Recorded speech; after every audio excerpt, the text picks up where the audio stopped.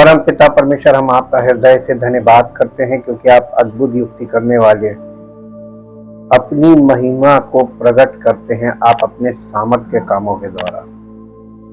और प्रभु, प्रत्येक मनुष्य को जो आज पतन की अवस्था में है, उसे पतन की अवस्था से केवल आप ही निकाल सकते हैं। और इसी कार्य के लिए प्रभु, आपने लोगों को पतन से निकलने के लिए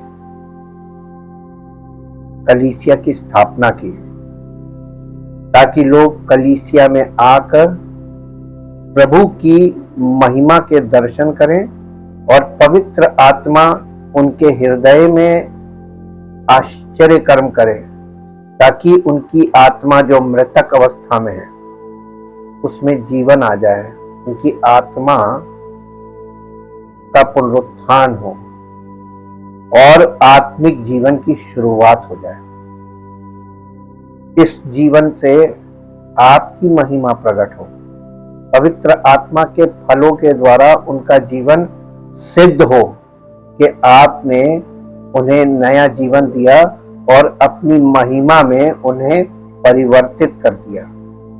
सारी महिमा आपको मिले। इस प्रार्थना को प्रभु यीशु मसीह के पवित्र नाम से मांगते हैं, आमीन।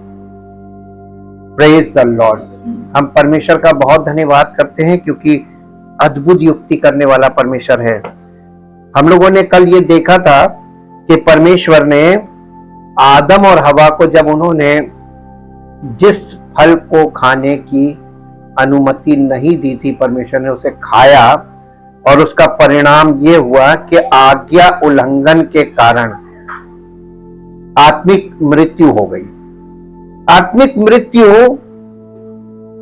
को आप एक नजरिए में नहीं देख सकते। अक्सर इतने लंबे समय से आप लोग सुन रहे हैं स्पिरिचुअली डेड, जितने लोग पैदा हो रहे हैं वो आत्मिक तौर पर मृतक है, और हम सब इसी दशा में हैं।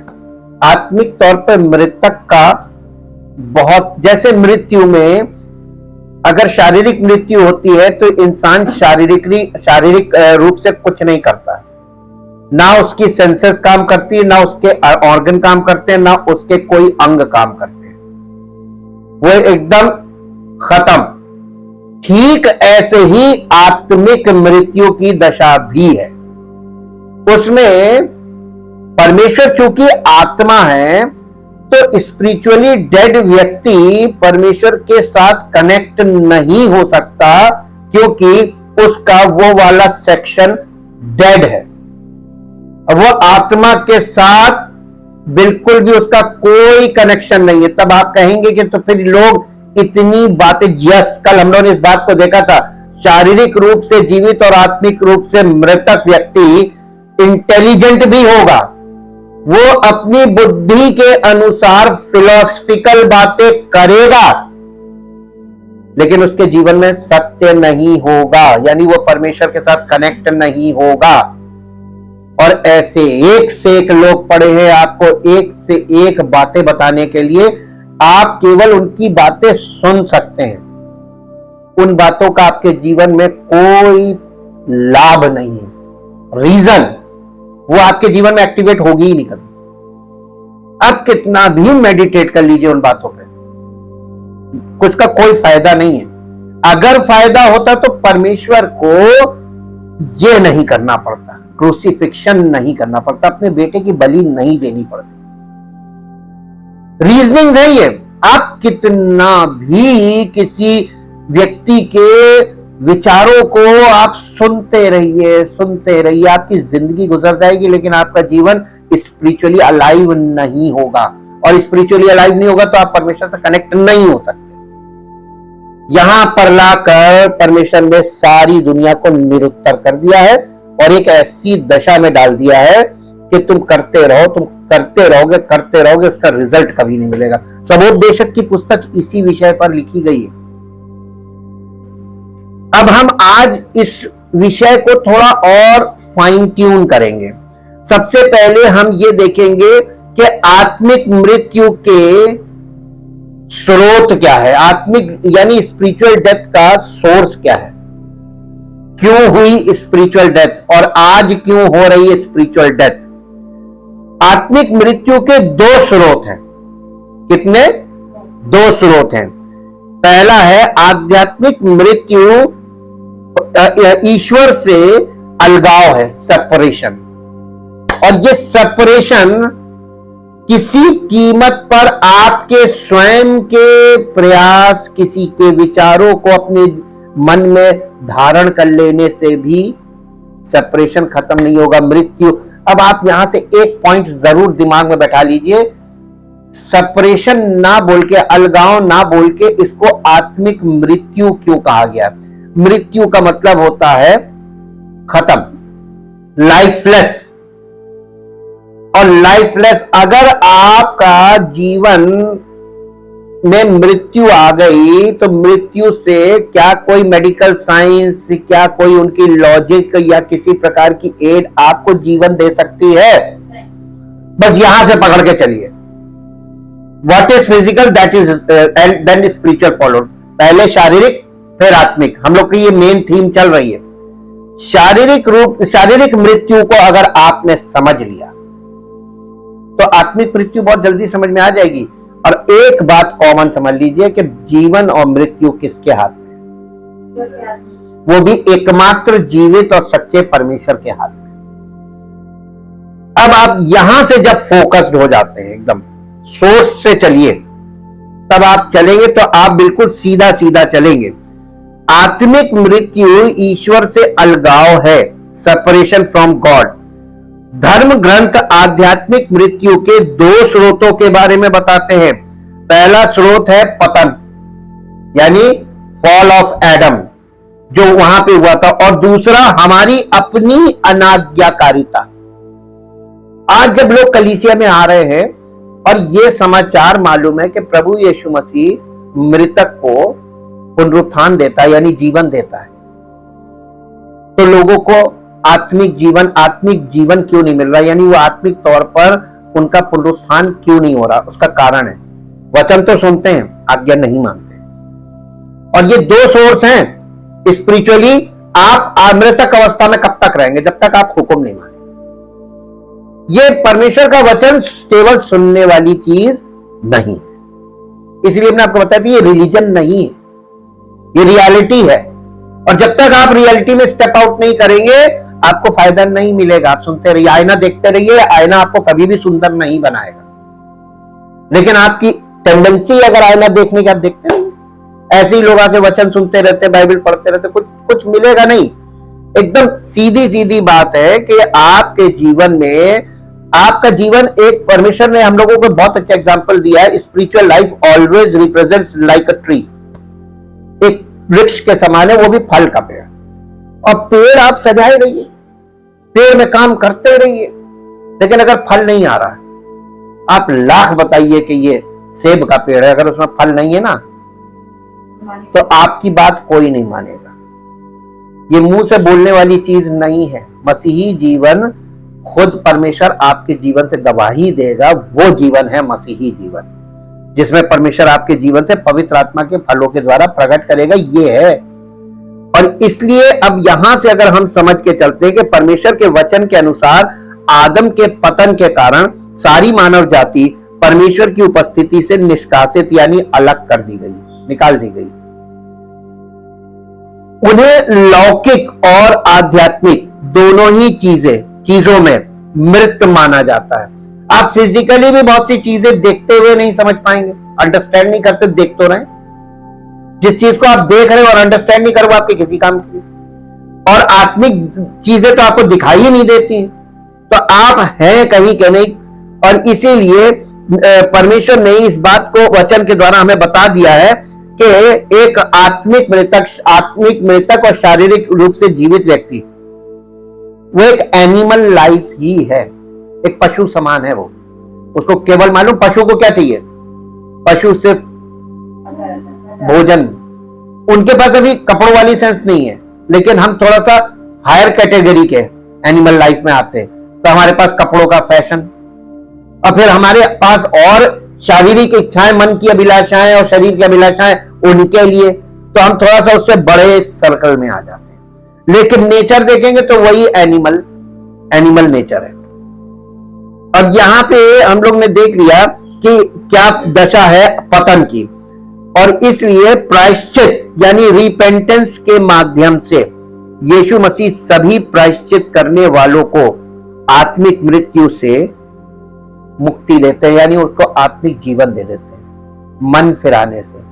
यानी यीशु मसीह के ये पश्चाताप, हमने आपको बताया ना, यीशु मसीह ने प्रायश्चित किया, उसने हमारी उस कमी के लिए भरना भरा है, मूल्य चुकाया है। कैसे? अपना प्राण देकर, अपना लहू बहाकर और अपने शरीर को पूरी तरीके से तुड़वाकर, अपनी बेइज्जती करवाकर, किसी बात में कोई कमी नहीं रखी गई, भयानक तरीके से, एक यानी श्रापित मृत्यु उसने हमारे पापों के लिए। तो ये प्रायश्चित, और हमको क्या करना? पश्चाताप। पश्चाताप का मतलब कि उस प्रायश्चित के कारण हमारा जीवन एकदम से इस बात पर केंद्रित हो जाए कि कैसे कोई व्यक्ति किसी के लिए इस प्रकार मृत्यु का सामना करेगा। ये चीज हमको अंदर तक हिलानी चाहिए इस चीज को, लेकिन हमको कोई असर नहीं हो रहा क्योंकि हम स्पिरिचुअली डेड है, इसलिए हमको इस चीज का कोई मलाल नहीं, अरे होगा। और इसलिए यह परमेश्वर ने हमारे सामने एक ऐसी कठिन चीज रखी है, आत्मिक जीवन सबके लिए है, ओपन टू ऑल, फ्री। लेकिन जो कंडीशन है ना, वो कंडीशन पूरी करेंगे तो। और लिखा हुआ है कि उद्धारकर्ता प्रभु यीशु मसीह का पुनरुत्थान हर एक उस व्यक्ति को जो उस पर विश्वास करके अपने जीवन में पश्चाताप करता है, उसको पहली मृत्यु यानी आत्मिक मृत्यु से मुक्ति दिलाता है और उन्हें परमेश्वर की उपस्थिति में वापस लाता है। अभी आप कलीसिया में आते हैं, आप परमेश्वर की उपस्थिति में, आप स्पिरिचुअली बॉर्न अगेन हो जाएंगे ना, तब आप परमेश्वर की उपस्थिति में आत्मिक तौर पे आप, यानी आप एंजॉय करने लगेंगे परमेश्वर की उपस्थिति को आनंद पूर्वक। अभी आप अपनी मर्जी से, अपने समय से, कोई डिसिप्लिन नहीं है, जब पहुंच जाएं, जब निकल जाएं, जब पहुंचेंगे, मन होगा तो जाएंगे, नहीं मन होगा तो नहीं जाएंगे, कंडीशन होगी तो जाएंगे, नहीं कर। लेकिन जब आप बॉर्न अगेन हो जाएंगे ना, तो आप सब कुछ छोड़कर भागेंगे। ये मेरा टाइम नहीं है, ये मेरे प्रभु का टाइम है। हर चीज को सेकेंडरी करके इसको प्राइमरी कर देंगे, प्राथमिकता बदल जाएगी जैसे ही आप बॉर्न अगेन होंगे। ये हम आपको बारीक बारीक पॉइंट बता रहे हैं। अब आप पता चल जाएगा आपको कि परमेश्वर को कैसे मालूम, यीशु मसीह को कैसे देखकर, हमारे प्रायोरिटीज से पता चलता है कि कौन व्यक्ति क्या है। प्रायश्चित के साथ जो व्यक्ति परमेश्वर के पास आता है और परमेश्वर की उपस्थिति में उपस्थित होता है, ताकि परमेश्वर सत्य और पवित्रता के विषय में उसका न्याय करे। परमेश्वर के पास देखिए, परमेश्वर ने एक चीज ठहराई है प्रत्येक मनुष्य के लिए कि एक मनुष्य का एक बार जन्म और एक बार उसका मरना और उसके बाद न्याय आसन के सामने उपस्थित होना अनिवार्य है, इब्रानियों में लिखा हुआ। अब आप इस नियम के आधार पे आइए, जैसे ही कोई व्यक्ति बॉर्न अगेन होगा, वो परमेश्वर की उपस्थिति में जो कलीसिया में है उपस्थित होगा, तो सबसे पहले उसका न्याय होगा। न्याय क्या है? सत्य और पवित्रता के विषय में कि आपने सच्चा पश्चाताप किया है, आपने सच्चे हृदय से अपने प्रभु पर यानी विश्वास किया है। ये दो चीजें आपकी चेक होंगी सत्य के द्वारा। सच्चाई चेक की आपके पश्चाताप की और आपके बॉर्न अगेन होने के बाद आपके जीवन में कितनी सत्यता है, आपने वाकई में ये किया है या नहीं किया है, ये जांचा जाएगा सबसे पहले परमेश्वर की उपस्थिति में। सत्य और पवित्रता, आपके अंदर परमेश्वर की पवित्रता, यानी पवित्रता बिना पवित्र आत्मा के अगर कोई बॉर्न अगेन व्यक्ति है तो उसको पवित्र आत्मा का एक अंश दिया जाता है, जिसे हम कहते हैं पवित्र आत्मा की मोहर। वो आपके हृदय पर लग जाती है, आपकी आत्मा में जीवन आ जाता है। तब परमेश्वर सबसे पहले आपको देखेगा कि इसके अंदर सत्य का आत्मा आ गया है और वही पवित्र करने वाला आत्मा है। ये पहली जांच होती है और इसके बाद इसके अलावा आत्मिक मृत्यु हमारी अपनी अवज्ञा यानी डिसोबीडियंस के परिणाम स्वरूप आती है, हमारे पाप। देखिए बॉर्न अगेन होने के बाद कंडीशन क्या होती है। बॉर्न अगेन तो मैक्सिमम लोग हो जाते हैं, हम तो शुरू से बताते आ रहे हैं। समस्या कहां आती है? बॉर्न अगेन होने के बाद ईमानदारी से और सच्चाई से प्रभु की उपस्थिति में जैसा जो समय रखा जाता है उस पर वहां पर उपस्थित होना, ये यहां पे आपको जांचा जाता है कि आपने वाकई में अपना जीवन, प्रभु ने आपको जीवन दिया, वाकई में आप उसके आभारी हैं कि नहीं है। और इसी जगह पर लोग फॉर ग्रांटेड कर देते हैं, अपनी दलीलें बीच में लाते हैं। कोई दलील मानी नहीं जाएगी, क्योंकि आपको जीवन जो मिलता है ना, जीवन देने वाला जब जीवन देता है आपको, जब आप सीरियस कंडीशन में होते हैं, वेंटिलेटर पे डाल दिया जाता है, उस समय आप कहेंगे मुझे ड्यूटी जाना, मुझे वेंटिलेटर से निकाल, तो निकालेगा? आपके लिए सबसे प्रमुख क्या चीज है? जॉब, बिजनेस, या और सारे शारीरिक काम, या जीवन? प्रायोरिटी रखना, जीवन को प्रायोरिटी। जैसे फिजिकल लाइफ को आप प्रायोरिटी पे रख रहे हैं, फिजिकल लाइफ से ज्यादा इंपॉर्टेंट है स्पिरिचुअल लाइफ, इसको आप प्रायोरिटी पे लाइए, तब आप परमेश्वर के बच्चे बनेंगे, ऐसे नहीं बनेंगे। और परमेश्वर के सामने फिजिकल बातों की कोई दलील मानी नहीं जाएगी, वचन के अनुसार बता रहे हैं। और यहां पर बॉर्न अगेन के बाद व्यक्ति फिर से आत्मिक मृत्यु में चला जाता है। उसका कारण है कि वो बॉर्न अगेन तो हो जाता है परमेश्वर की दया से, प्रभु यीशु मसीह के उस कार्य के द्वारा विश्वास करता है, बॉर्न अगेन हो जाता है। लेकिन जैसे ही बॉर्न अगेन होके, जैसे ही उसकी आत्मा में जीवन आता है, परमेश्वर की उपस्थिति में आता है, जांच में वो खोटा निकल जाता है, आज्ञा नहीं मानता है। और इसलिए देखा होगा कि लोग बहुत ढेर आते हैं, बॉर्न अगेन होते हैं, और उसके बाद निकल जाते हैं। ये क्या हुआ? आपको लगेगा कि ऐसा क्यों हो रहा है? अब आपको समझ में आ रहा होगा वचन में कि स्पिरिचुअल वर्क है, वो स्पिरिचुअली फिर से डेड हो जाते हैं, तो फिर वो अपने अपने कोनों में पड़े मिलते हैं।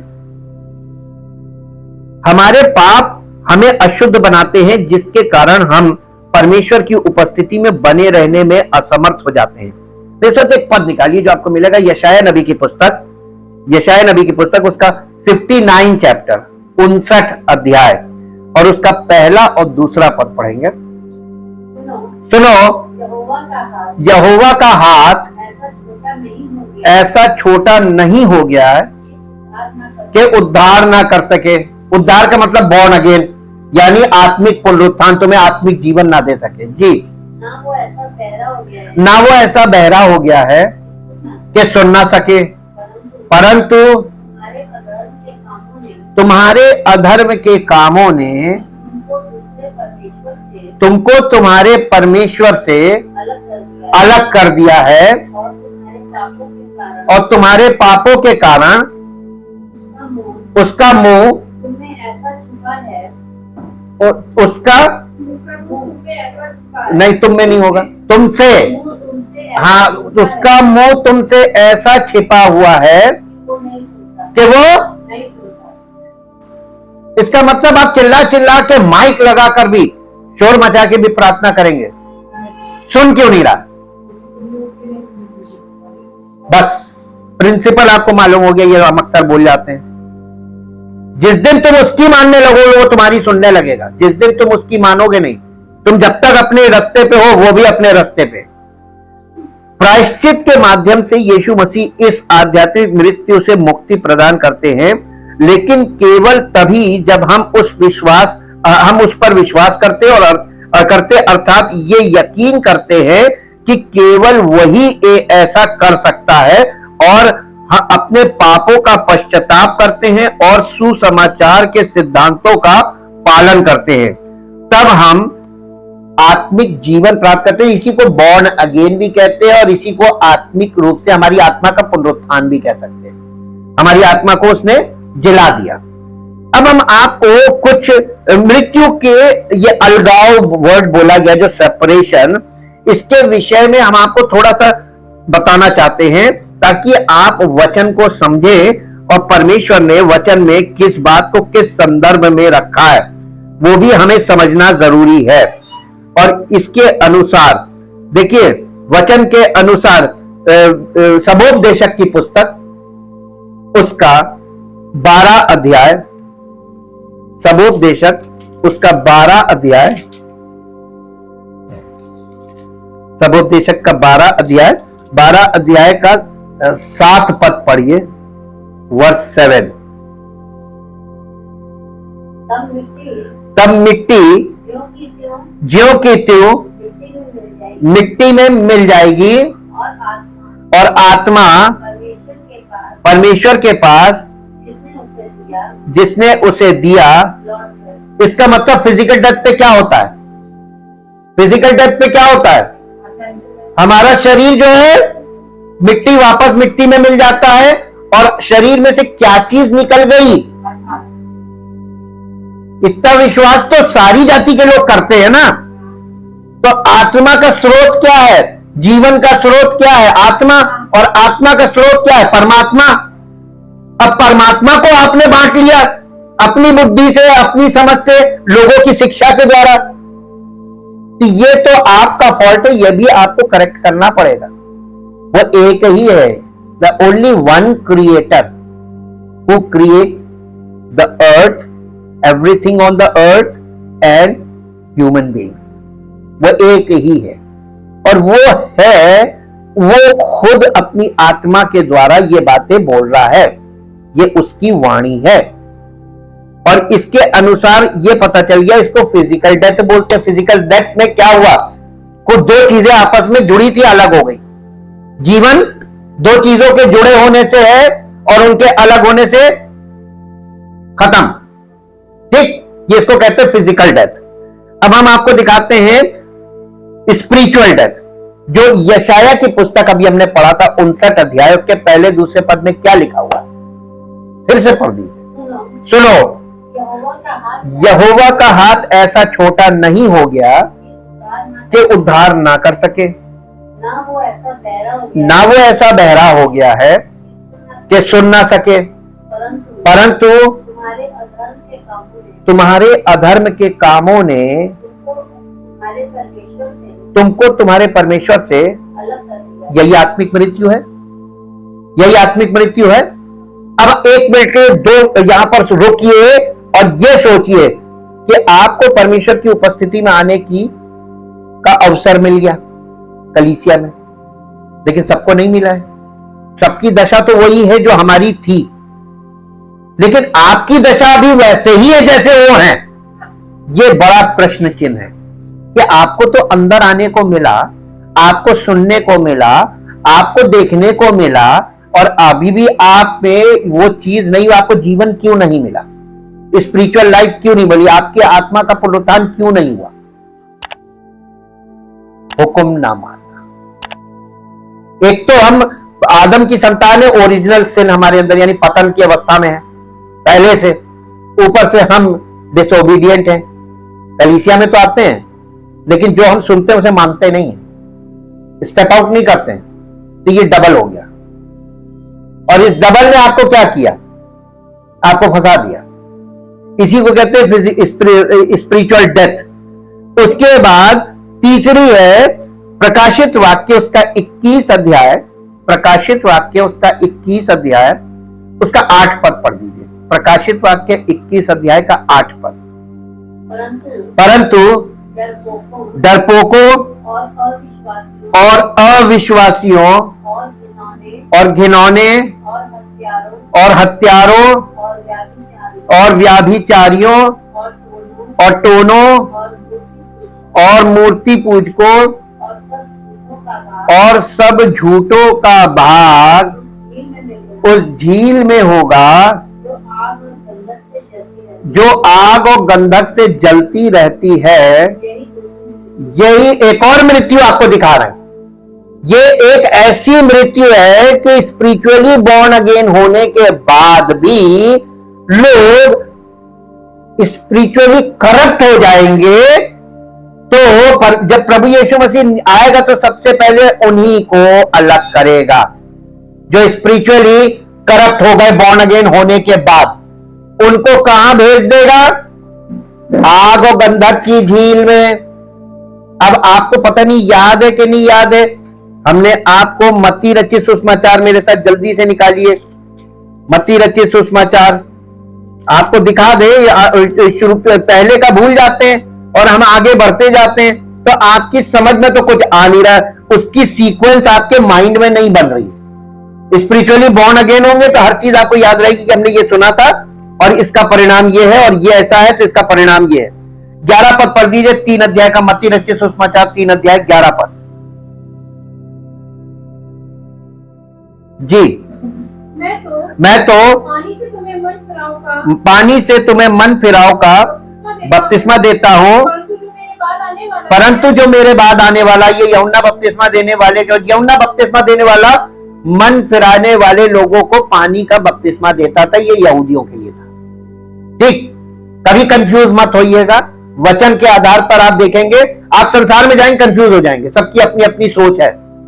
आगे, वो मुझसे वो ये यूहन्ना बपतिस्मा देने वाला, पानी का बपतिस्मा देने वाला, ये यीशु मसीह का कजन ब्रदर है और यीशु मसीह 6 महीने बड़ा, पहली बात। और 2 जनों का एक साथ पवित्र आत्मा के द्वारा जन्म हुआ था, उसमें से ये भी है और यीशु मसीह भी है। एक पानी से बपतिस्मा देना, टू बैप्टाइजर्स, एक पानी से बपतिस्मा देने वाला, वो अपने बपतिस्मे को कंटिन्यू करने की बात नहीं कर रहा है, बल्कि वो यीशु मसीह को जो पवित्र आत्मा का बैप्टाइजर है उसको आगे कर रहा है कि मेरे बाद जो आ रहा है वो मुझसे श्रेष्ठ है। अब आप एक बात बताइए, यीशु मसीह यूहन्ना से श्रेष्ठ है तो उसका बपतिस्मा ज्यादा इंपॉर्टेंट है कि यूहन्ना का? हम किसके युग में हैं? यूहन्ना के युग में हैं? हम तो पवित्र आत्मा के युग में हैं। तो पवित्र आत्मा कौन से बैप्टिज्म की बात करेगा? कौन से बैप्टिज्म को वो करेगा? पवित्र आत्मा। ये पवित्र आत्मा आया कहां से? ये प्रभु यीशु मसीह ने। तो कलीसिया में जब पवित्र आत्मा पेंटेकोस्त के दिन उतर गया तो ये पवित्र आत्मा का बपतिस्मा तो हो गया पूरी कलीसिया के लिए। अब कलीसिया में जो लोग आएंगे उनको पवित्र आत्मा का बपतिस्मा मिलेगा कलीसिया में आने पर। पेंटेकोस्त के दिन जो शुरू हुआ है वो कलीसिया की आरंभ था। तो अब कलीसिया में आपको पवित्र आत्मा का बपतिस्मा कैसे मिलेगा? पवित्र आत्मा के संपर्क में आओगे तो पवित्र आत्मा तुम्हें वचन में डुबा देगा, प्रभु के प्रेम में डुबा देगा, मसीह के अनुग्रह में डुबा देगा। यही है पवित्र आत्मा का बपतिस्मा। अब आपकी सोच झूठी शिक्षा के कारण भटक गई। अब यहां पे आगे पढ़ दीजिए, यहां पे क्या लिखा है? जो मेरे पीछे आ रहा है वो मुझसे श्रेष्ठ है, वो अपना उसका सूप, 12 पद, उसका सूप वो तुम्हें पवित्र आत्मा और आग से बपतिस्मा देगा। आग किस चीज को दिखाता है बाइबल में? परमेश्वर की उपस्थिति को। आप परमेश्वर की उपस्थिति में यानी पिता पुत्र पवित्र आत्मा की उपस्थिति में डूब जाते हैं, यही आग का बपतिस्मा है जी। उसका सूप उसके हाथ में है और वो अपना खलिहान यानी कलीसिया अच्छी रीति से साफ करेगा और अपने गेहूं को तो अपने खत्ते में इकट्ठा करेगा, परंतु भूसी को उस आग में जलाएगा। अब बताइए ये सेकंड डेथ यहां पे दिखाई है कि नहीं दिखाई है? ये किसकी होगी? जो बॉर्न अगेन होने के बाद फिजिकल लाइफ जिएगा, अपनी मर्जी का जीवन जिएगा। भयानक चीज है।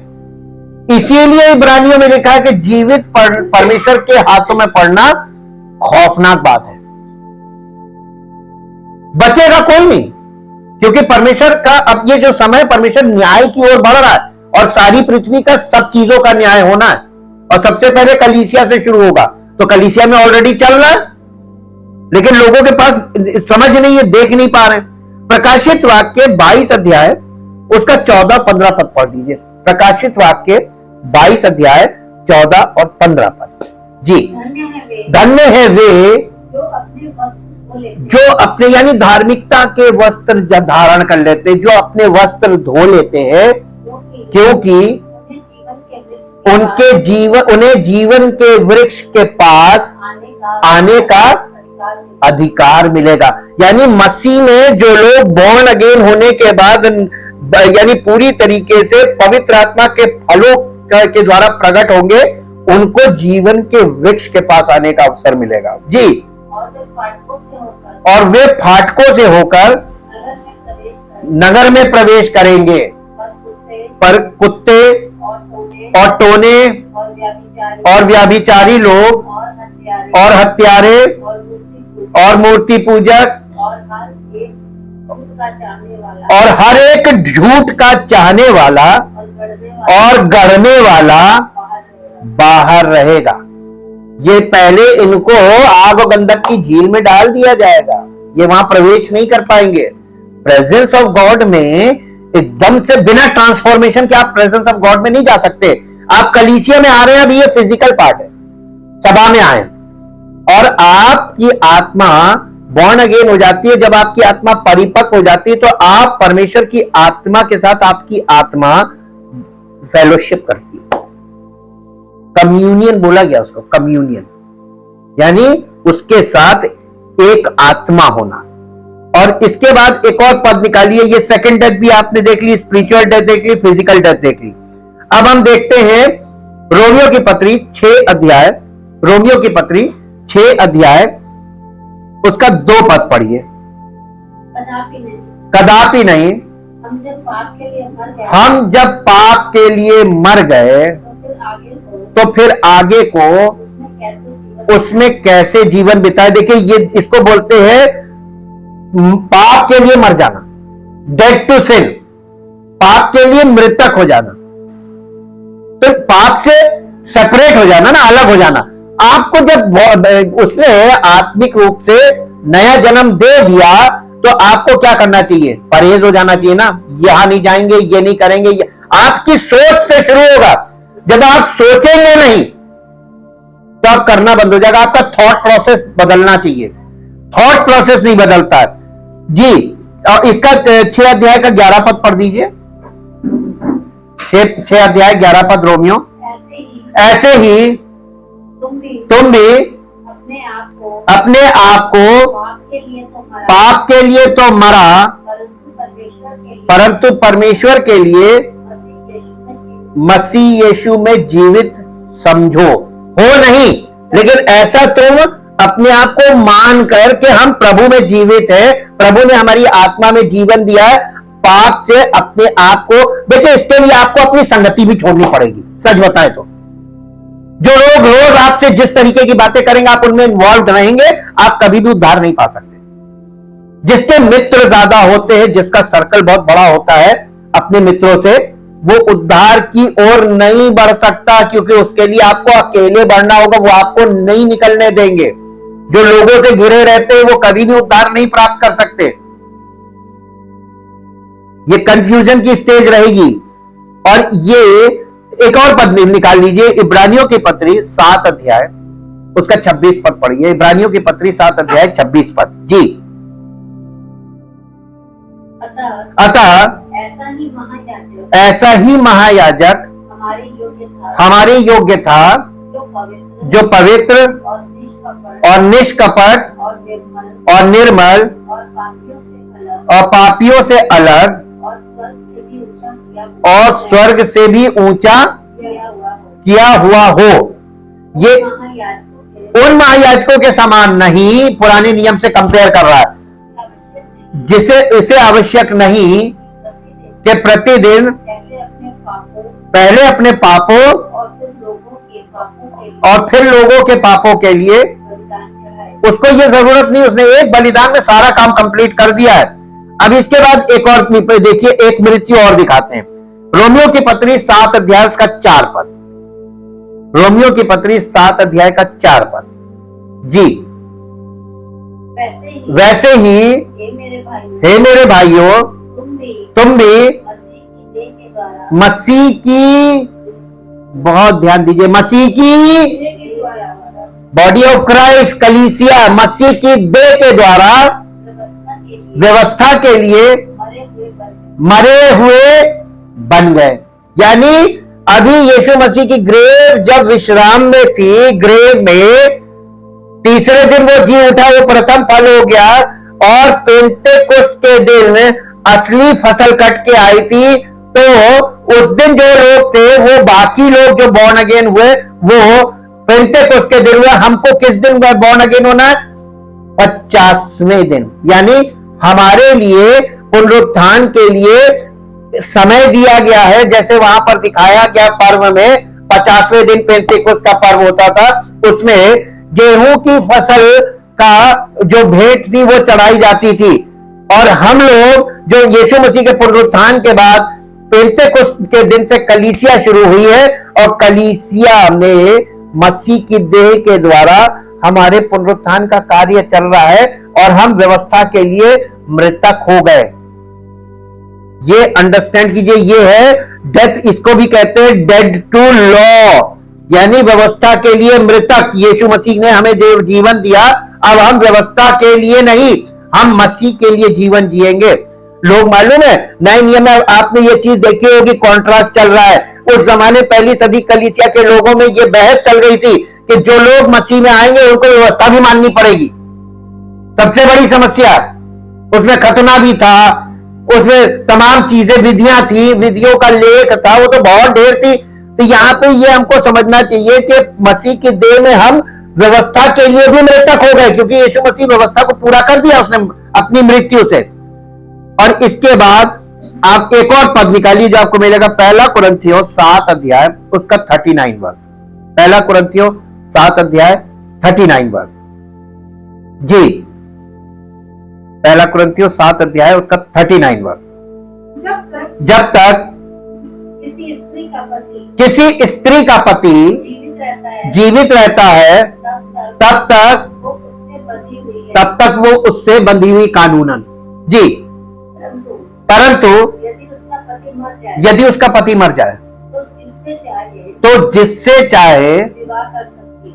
एकदम सही बात है कि नहीं है? अब बीच में कुरीतियां घुस गई, क्योंकि लोगों को परमेश्वर का वचन तो मिला नहीं, सच्चाई मिली नहीं, बॉर्न अगेन कोई हुआ नहीं, फिजिकल वर्ल्ड में सबकी अपनी अपनी वो चलने लगी। एक्चुअल में ये है मैरिज डिसॉल्व्ड बाय डेथ।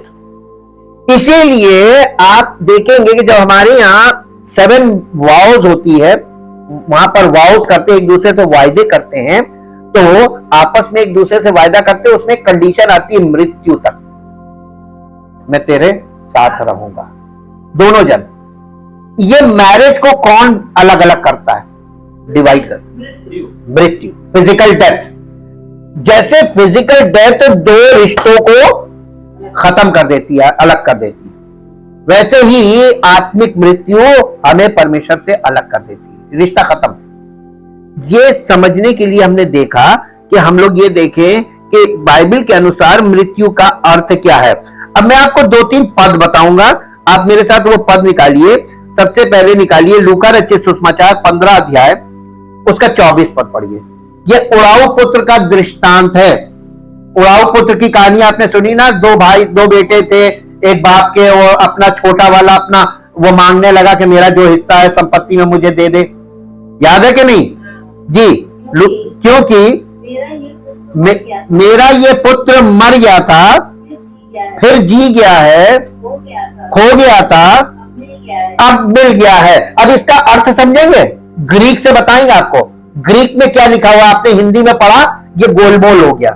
अब आपने, अगर आप स्पिरिचुअली अलाइव नहीं है और आप स्पिरिचुअली मैच्योर नहीं है, तो आप वहां पे मृत्यु को मृत्यु ही देखेंगे।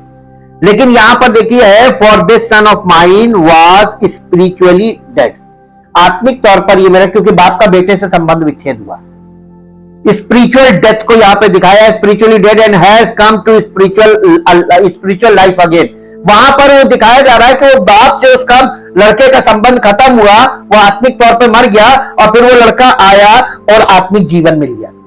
ये इस बात को दिखा रहा है कि हमें परमेश्वर, जो हम संसार में आते हैं, हम संसार की उसमें चीजों में लिप्त हो जाते हैं, लेकिन जब हम मन फिराकर पश्चाताप के साथ परमेश्वर के पास जाते हैं, तो किस प्रकार हमें एक्सेप्ट करता है। ये पिता परमेश्वर का चित्र है और दूसरा वो पुत्र हम है। और इसके बाद इसमें लिखा हुआ है ही वॉज स्पिरिचुअली लॉस्ट, आत्मिक तौर पर ये खो गया था, and has been spiritually found, आत्मिक तौर पर मैंने इसे प्राप्त कर लिया है। For this began to be merry, यानी ये खुशी मनाने का समय। For this brother of yours was spiritually dead and has begun to live spiritually and was lost spiritually and has been found spiritually. यहां पर जो कुछ भी बात करी जा रही है, खो गया था, मिल गया है, मर गया था, जी गया, ये आत्मिक तौर पे बात की जा रही है, स्पिरिचुअली। आप अपनी बाइबल में अगर वहां पे स्पिरिचुअली लिख देंगे तो आपको बिल्कुल स्पष्ट हो जाएगा, ये हमारी और आपकी एकदम सच्ची बात है। एक और पद निकाल लीजिए, मत्ती रचित सुसमाचार अध्याय 8 और उसका 2 पद पढ़िए। मत्ती रचित सुसमाचार अध्याय 8। ऐसे बहुत ढेर है, मैं तो आपको 2 या 3 से बताऊंगा, लेकिन ऐसा भरा पड़ा नए नियम में। और देखो एक कोढ़ी ने, नहीं, मत्ती रचित सुसमाचार 8 अध्याय उसका 2 पद। हाँ, और देखो एक कोढ़ी ने पास आकर उसे प्रणाम किया और कहा नहीं, ये नहीं है, तो इसमें वो, एक मिनट,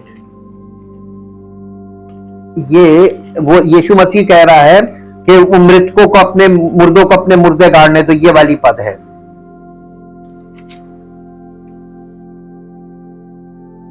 मत्ती 8 अध्याय, हाँ, इसमें वही लिखा है जो आप पढ़ रहे हैं, आप सही हैं, लेकिन ये रेफरेंस गलत हो गया।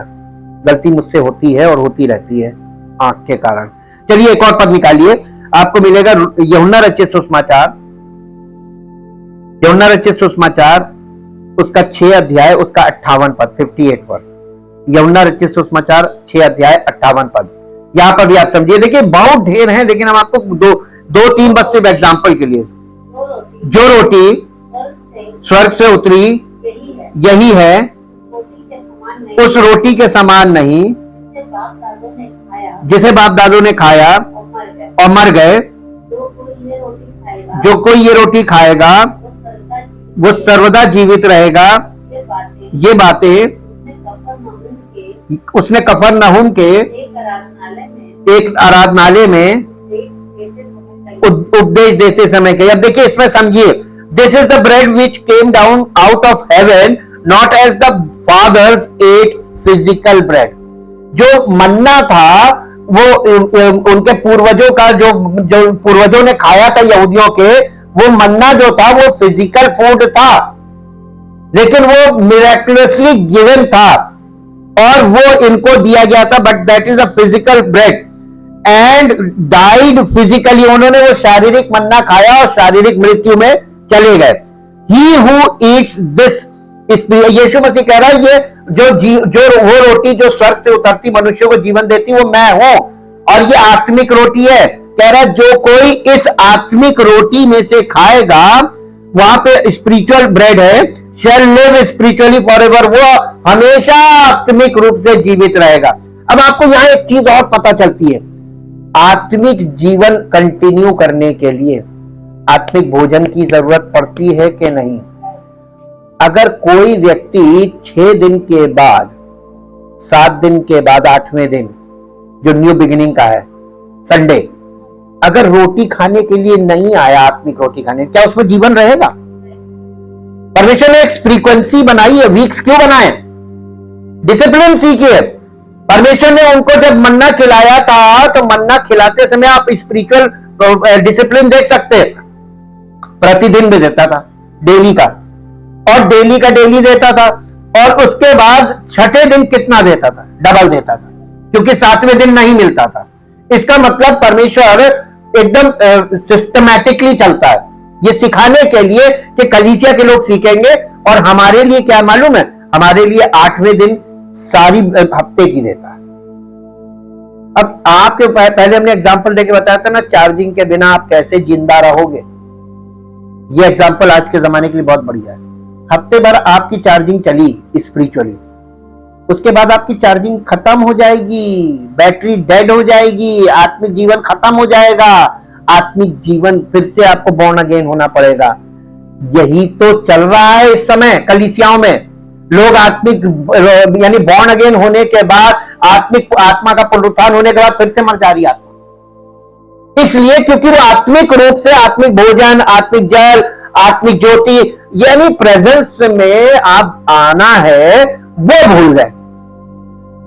ओवर कॉन्फिडेंस है ये। एक पद और देखेंगे, उसके बाद हम कल इसमें आगे बढ़ेंगे और ये देखेंगे यूहन्ना रचित सुसमाचार 10 अध्याय का 28 पद। 10 अध्याय का 28 पद यहां इस प्रकार से लिखा हुआ है जी। और मैं उन्हें अनंत जीवन देता हूं, वे कभी नष्ट ना होंगे और कोई उन्हें मेरे हाथ से छीन ना लेगा। किनको? जो आत्मिक रूप से बॉर्न अगेन हो जाएंगे उनको कोई नहीं छीन सकता। फिजिकल की बात नहीं कर रहा, इंग्लिश में। अब इसको ग्रीक में देखते हैं। एंड आई गिव इटर्नल यानी spiritual life to them and they shall never perish spiritually. आत्मिक तौर पर वो कभी नष्ट नहीं होंगे, मैं उनको आत्मिक जीवन दूंगा।